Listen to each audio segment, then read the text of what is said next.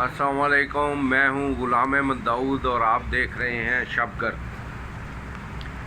میاں شہباز شریف نے سرمایہ کاری کانفرنس میں شرکت کی اور وہاں پر کیا بیانات دیے کہ وہ جو سرمایہ کار ہیں وہ پاکستان میں سرمایہ کاری کے لیے خوشی خوشی بھاگے چلے آئے، اور بیانات کیا دیے جی؟ کہا جی کہ ہم ٹیکس نہیں دیتے، ہم چور ہیں، ہم ٹیکس چوری کر لیتے ہیں، ہم ٹیکس نہیں دیتے، ہمارا ملک بڑا غریب ہے، ہم ڈوب رہے ہیں، ہم مر رہے ہیں، ہم یعنی جو باتیں تھیں نا جو کسی سے اپنا امداد مانگنے کی، وہ سرمایہ کاری کانفرنس میں جا کے کر دی۔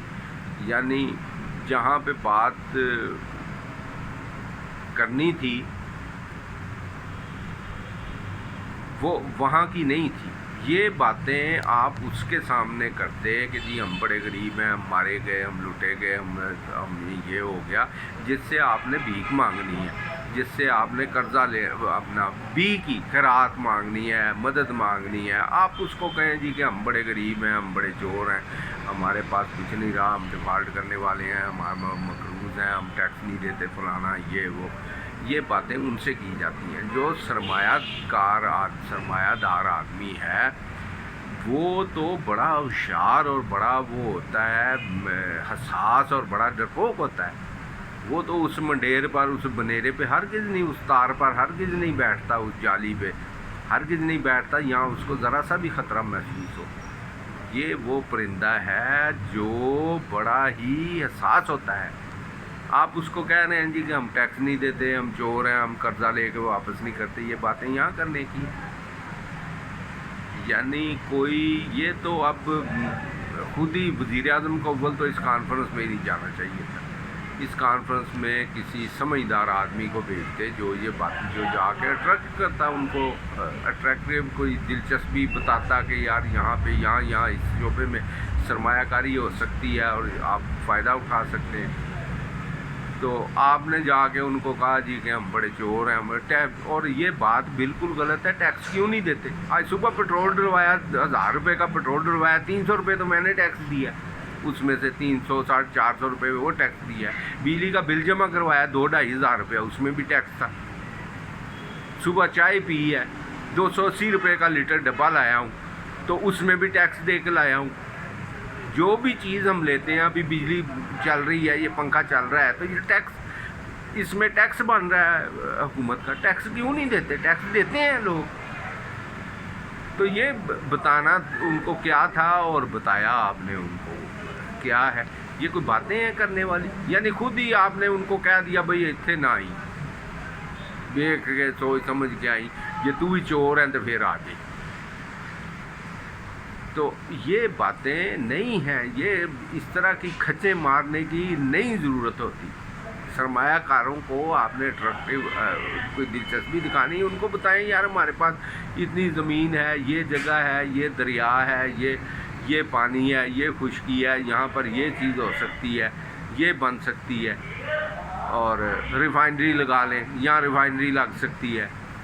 تو کوئی بتائیں چیز کہ یہ بتانا کہ جی ہم ٹیکس نہیں دیتے، ہم قرضہ لے کے واپس نہیں کرتے، ہم یہ ان کو بتانے کی بات ہے۔ اسی لیے یہی تو باتیں ہیں جس کی وجہ سے ملک اتنا پیچھے چلا گیا۔ اب وزیر خارجہ لگایا تھا تو یہ ہمارے مہربانوں نے وہ بلاول کو لگا دیا۔ بلاول کا ہے، بلاول کو وزیر خارجہ لگا دیا تھا، اب یہ میاں صاحب کو یہ بنا دیا، اب ڈار صاحب کو وزیر خارجہ لگا دیا۔ یعنی جو کوئی کیلیبر ہے اس کے مطابق اس کو لگائیں۔ اب مریم صاحبہ کو لگا دیا ہے وزیر اعلیٰ پنجاب، تو چلو ٹھیک ہے، اب سڑکوں کو پنچر سنچر لگوا رہی ہیں، چلو یہ ویژن ان کا ہے کہ بھئی سڑکیں مرمت ہو جائیں۔